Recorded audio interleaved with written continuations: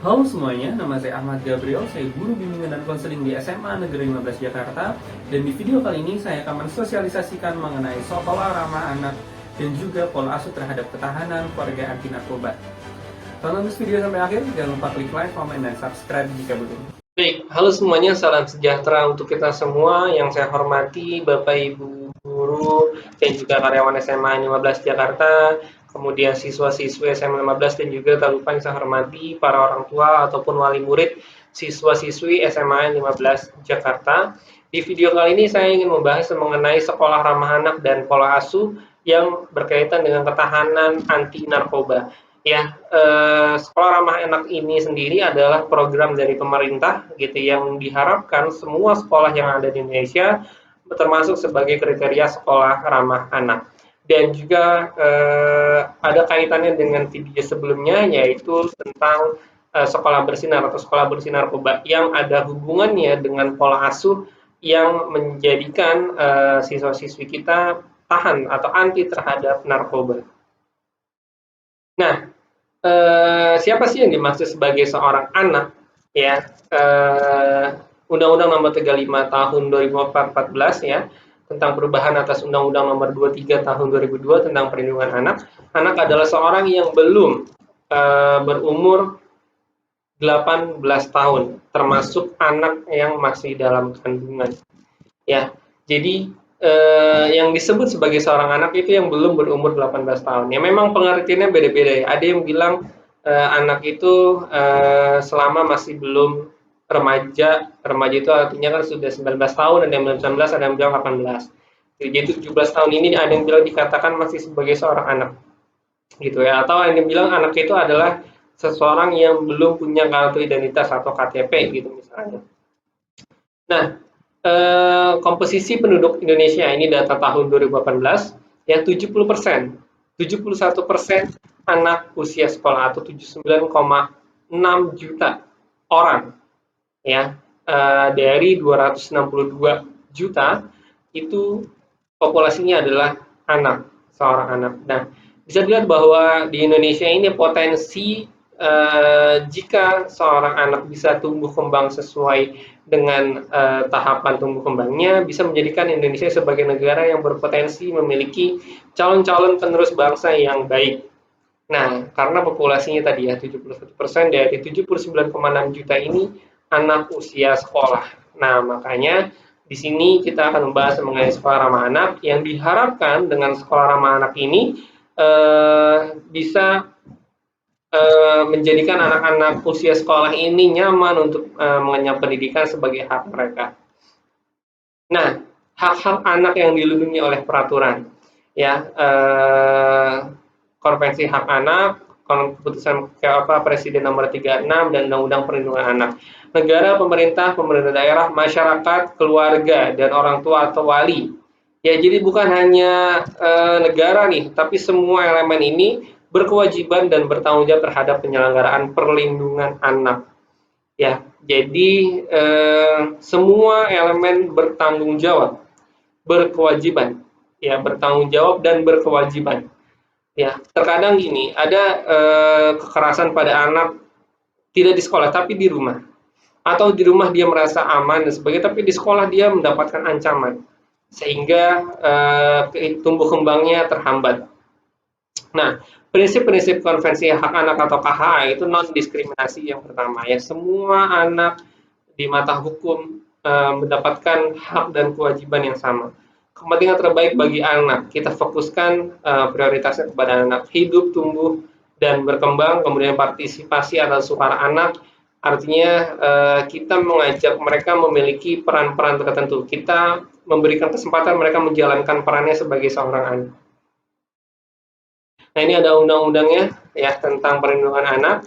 Pemerintah daerah berkewajiban dan bertanggung jawab diwujudkan melalui upaya daerah membangun kabupaten atau kota layak anak gitu ya. Jadi dari kota layak anak kemudian diturunkan lagi menjadi sekolah ramah anak. Nah, ini amanat kewajiban orang tua. Ya. Jadi tidak hanya sekolah yang memiliki kewajiban yang ramah anak, orang tua mengasuh, memelihara, mendidik dan melindungi anak.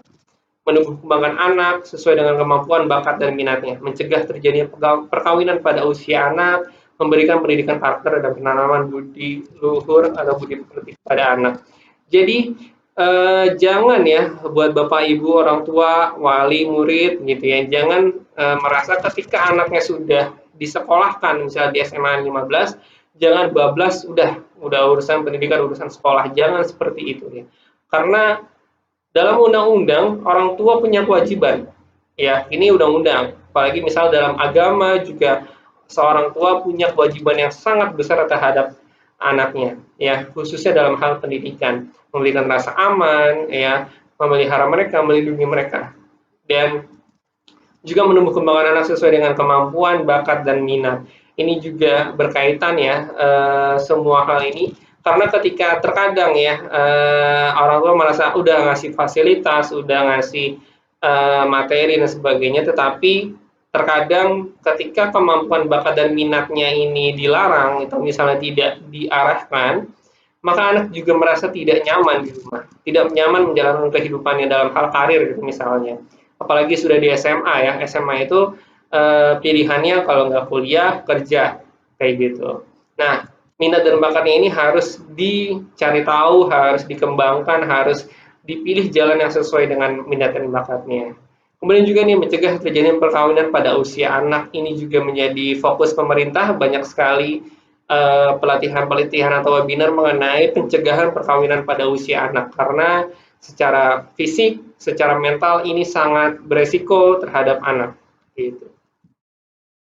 Nah, apa sih SRA itu? Satuan Pendidikan Formal, Non-Formal, dan Informal yang mampu memberikan pemenuhan hak dan perlindungan khusus bagi anak, termasuk mekanisme pengaduan untuk penanganan kasus di satuan pendidikan. Ya, jadi tidak hanya memberikan fasilitas secara misalnya sarapras, secara pendidikan dan sebagainya, tetapi juga ada mekanisme pengaduan. Jadi ketika si anak ini ada ancaman, ada hal-hal yang tidak sesuai dengan sekolah ramah anak, ada mekanisme bagaimana seorang anak ataupun orang tua melakukan pengaduan. Pengaduan ini untuk tentunya tujuannya adalah perbaikan supaya semua pihak, baik pihak sekolah, anak maupun orang tua, merasa nyaman dan mendapatkan hak dan juga bisa menjalankan kewajibannya. Seperti itu. Nah, ini ya sekolah ramah anak. Kenapa sih sekolah ramah anak itu penting? Karena sepertiga waktu anak itu ada di sekolah. Ya, 8 jam. Ya, memang saat ini masih berada di masa pandemi. Ya, kalaupun tatap muka itu waktunya hanya dari jam 7 sampai sekitar jam 11. Memang tidak 8 jam seperti saat normal gitu. Nah, tetapi tentu saja waktu tersebut adalah waktu yang harus dimanfaatkan sebaik mungkin gitu ya, karena bisa jadi ada beberapa pola asuh yang anaknya boleh keluar hanya untuk sekolah, sisanya harus di rumah, misalnya belajar, berkomunikasi apapun misalnya di rumah, nggak boleh terlalu banyak interaksi keluar dan sebagainya. Nah, bayangkan bagaimana ketika seorang anak dengan pola asuh seperti itu, ketika di rumah dia merasa dikekang, ketika di sekolah dia merasa mendapatkan ancaman, tidak nyaman dan sebagainya. Bayangkan betapa beratnya beban mental seorang anak jika sekolahnya tidak bisa menjadi sekolah yang ramah anak. Nah, itulah pentingnya sekolah ramah anak. Nah, ini konsepnya ya, mengubah paradigma dari pengajar menjadi pembimbing, orang tua, dan sahabat anak. Kemudian orang dewasa memberikan keteladanan dalam keseharian. Orang dewasa ini artinya bisa menjadi gurunya, bisa jadi orang tua, kakak adiknya gitu ya. Kemudian memastikan orang tua dalam dan anak terlibat aktif dalam memenuhi 6 komponen SRA. Nanti 6 komponen SRA itu akan ada bahasan di slide selanjutnya. Kemudian memastikan orang dewasa di sekolah terlibat penuh dalam melindungi anak, ya, melindungi hak anak khususnya. Itu konsep dari sekolah ramah anak. Prinsip sekolah ramah anak itu ada 5. Yang pertama, non-diskriminasi, kepentingan terbaik bagi anak, ya, hidup dan tumbuh kembang, partisipasi anak, dan pengelolaan yang baik. Ya, jadi memberikan anak peran untuk menjalankan perannya sebagai anak, misalnya anak boleh berpendapat, boleh bersuara, boleh memberikan kritik masukan, itu juga salah satu bentuk sekolah yang ramah anak. Jangan otoriter, gitu ya. Jangan anak tidak boleh protes, tidak boleh berpendapat dan sebagainya. Itu melanggar prinsip dari sekolah ramah anak. Ya, jadi buat orang tua juga di rumah tolong bisa menjadi pendengar yang baik bagi seorang anak. Nah ini ada fungsi SRA dalam hal pencegahan. Nah, jika sekolah kita bisa menjadi sekolah yang ramah anak, maka kita berharap tercegahnya atau tidak terjadinya anak sebagai korban pornografi, anak sebagai korban nafsa gitu ya. Di video sebelumnya saya juga membahas mengenai penyalahgunaan narkoba gitu ya. Dan ini ada hubungannya juga dengan pola asuh orang tua yang bisa menjadikan ketahanan anti narkoba. Ya, jadi penyalahgunaan narkoba itu kan ada banyak faktornya. Ada faktor lingkungan. Lingkungan ini bisa lingkungan keluarga salah satunya. Jadi kalau misalnya kita telusuri lebih lanjut, kita dalami lebih lanjut, banyak penyalahgunaan narkoba ini dilakukan karena dia stres, ya karena dia kurang bahagia, karena dia kurang perhatian, karena dia tidak tahu bagaimana cara menyelesaikan masalah dan mendapatkan hasutan atau dianggap bahwa menggunakan narkoba ini adalah salah satu cara untuk menyelesaikan masalahnya. Nah, ketika ditelusuri lebih dalam lagi, kenapa sih anak merasa stres dan sebagainya di keluarga? Misalnya, orang tuanya terlalu sibuk. Orang tuanya tidak bisa menjadi pendengar yang baik untuk anaknya. Orang tuanya tidak bisa memberikan peran. Seorang anak harus seperti ini sesuai dengan usia tumbuh kembangnya, sehingga mereka dianggap seperti selalu sebagai anak kecil yang tidak boleh bersuara, tidak boleh berpendapat, tidak boleh berkritik dan sebagainya. Itu juga pola asuh ini yang bisa menjadi faktor kuat untuk mencegah penyalahgunaan narkoba, ya bebas nafza, gitu ya. Jadi tiga elemen nih dari pihak sekolah, pihak si anak atau siswa, dan juga orang tua yang harus berkomunikasi dengan baik, harus bekerja sama. Artinya gini, misalnya anak ada masalah di rumah, ya, sehingga di sekolah dia ada masalah, misalnya terlambat, tidak mengerjakan tugas, berbuat onar dan sebagainya. Ternyata setelah ditelusuri, dia merasa tidak nyaman di rumah, dia kurang perhatian dan sebagainya. Maka kalau komunikasi antara pihak sekolah dengan pihak orang tua tidak baik, maka masalah si anak ini tidak akan bisa terbantu, gitu. Ya, misalnya sekolah memaklumi, oke, mengerti bahwa si anak ini tidak semerta-merta karena memang dia mau berbuat nakal atau onar gitu, tapi karena memang ada afeksi yang kosong di hatinya sehingga dia mencari perhatian gitu ya. Nah, tetapi kalau afeksi itu tidak bisa dipenuhi oleh orang tuanya, tidak ada komunikasi yang baik, maka dia akan seperti itu terus.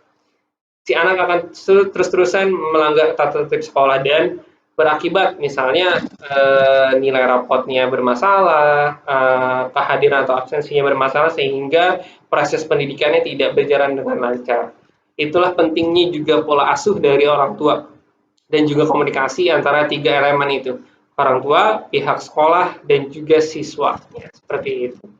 Banyak ya anak menjadi korban stigmatisasi, tidak menjadi korban jaringan radikalisme dan sebagainya. Di sini lagi-lagi ada perkawinan anak. Ini yang saat ini lagi digalakan oleh pemerintah ya, diharapkan tidak ada perkawinan di usia anak di bawah 18 tahun gitu ya, karena dari segi fisik, dari segi mental di usia anak ini belum siap untuk menjalankan komitmen perkawinan gitu. Nah ini tahapan dari sekolah ramah anak ya, ada tahapan mau, mampu, dan maju. Mudah-mudahan SMA 15 bisa bertahap sampai ke tahap maju. Ini ada pilar yang tadi saya sampaikan ya, pilar sekolah ramah anak. Jadi tidak bisa hanya sekolah, tidak bisa hanya si murid, tidak bisa hanya si orang tua yang mencoba untuk mencapai menjadi sekolah ramah anak. Semua elemen ini, sekolah, murid, orang tua harus mau komunikasi, harus mau bekerja sama untuk bisa menjadikan SMA 15 Jakarta menjadi sekolah yang ramah anak. Nah, ini komponen sekolah ramah anak yang tadi disebutkan ya, untuk yang bisa sampai ke tahap maju harus bisa memenuhi 6 komponen ini. Yang pertama, adanya kebijakan tentang sekolah ramah anak. Kemudian pendidik dan tenaga pendidikan terlatih ya, KHA kemudian proses belajar yang ramah anak, kemudian sarprasnya ramah anak, partisipasi anak bisa berjalan dengan baik, ya. Kemudian ada partisipasi orang tua, stakeholder, alumni dan lain-lainnya, ya. Jadi 6 komponen ini harus bisa dipenuhi dan butuh kerja keras, butuh komunikasi, butuh kerjasama dari semua elemen agar SMA 15 Jakarta bisa menjadi sekolah yang ramah anak. Baik, itu saja yang bisa saya sosialisasikan mengenai sekolah ramah anak dan juga pola asuh untuk ketahanan anti narkoba. Semoga semua anak di Indonesia SMA 15 Jakarta juga bisa menerima haknya dan bisa menjalankan kewajibannya tanpa hambatan-hambatan apapun dan mereka bisa berkembang dengan sesuai usia tumbuh kembangnya. Terima kasih saya ucapkan, ya. Jangan lupa klik like, komen, dan subscribe jika belum.